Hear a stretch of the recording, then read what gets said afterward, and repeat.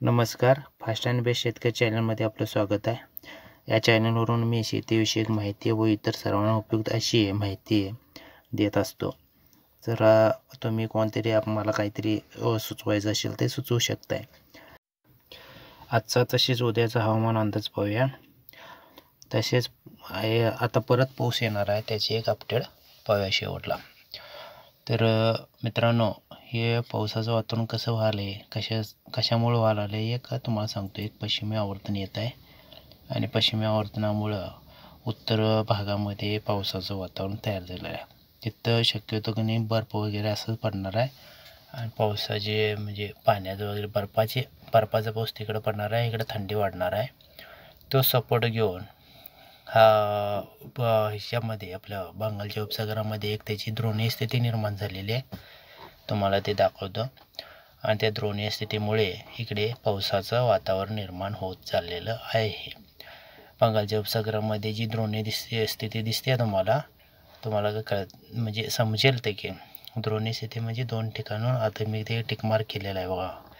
त्या टिकमार्कमध्ये दिसतंय तुम्हाला एक द्रोणीय स्थिती तिथं निर्माण झालेली आहे.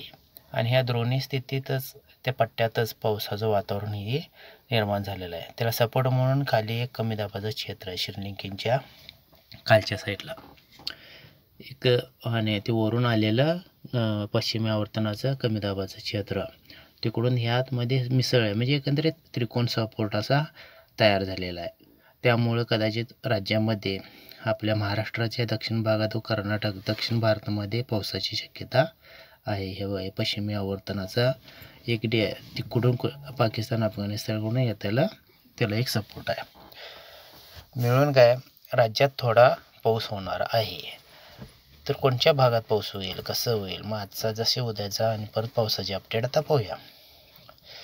आज जी द्रोणी स्थिती आहे त्यातून जी निर्माण झालेली ढग ते आता विजयवाडा, नेल्लोर, नंद्यार, बेल्लोर, चेन्नई, तिरुचिरापल्ली, कोयमुत्तूर, बेंगलोर ह्या साईडपर्यंत पोचणार आहेत.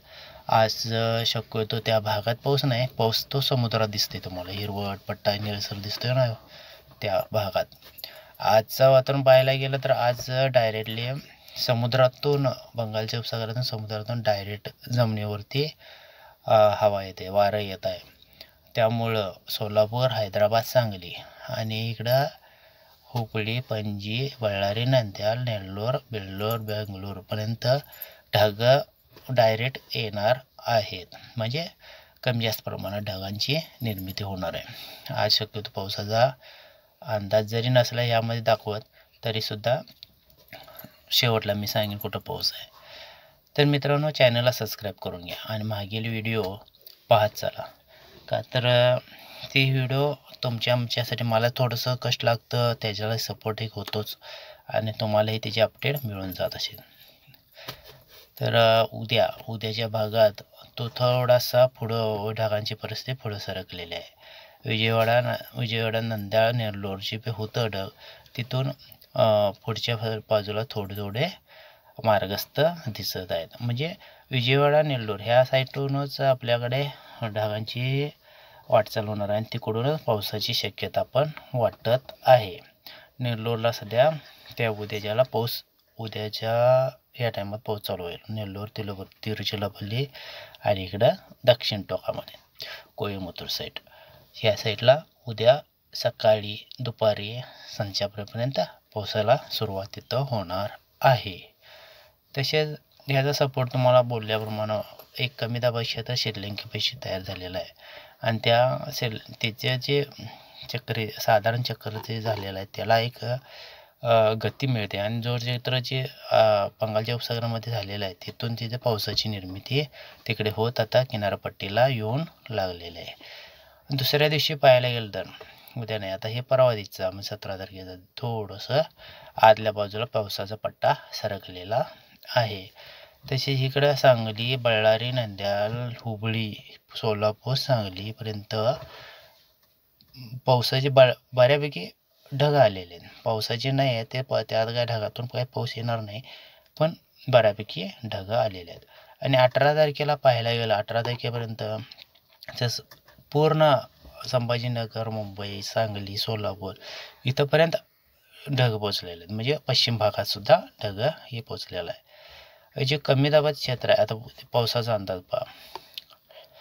तिरुचिरापल्ली, बेल्लोर, चेन्नई, मंगळूर हे उद्या एक 24 तासाचा अंदाज आहे. 24 तासामध्ये नेल्लोर, बेल्लोर, चेन्नई, मंगळूरपर्यंत हलक्या पावसाची शक्यता आहे. म्हणजे उद्या सायंकाळी इथून 24 तासापर्यंत उद्याच्या सायंकाळी 5-7 वाजेपर्यंतचे हवामानाचा अंदाज आहे. तसेच परवा दिवशी म्हणजे 1-2 दिवस सोडून 2 दिवसांत सोडून जर पाहायला गेलं तर चेन्नई, बेल्लोर, बंगलोर ह्या साईडला चांगला पाऊस पडताना आपणाला दिसत आहे. आणि तसेच इकडे दक्षिण टोकालापर्यंत कोयंबतूर, तिरुचिरापल्ली बऱ्यापैकी पिवळा भाग आहे तो साधारण, आणि जरा केसरी भाग आहे व त्याच्यापेक्षा जास्त पाऊस पडेल. ह्या भागात पावसाची शक्यता वाटत आहे.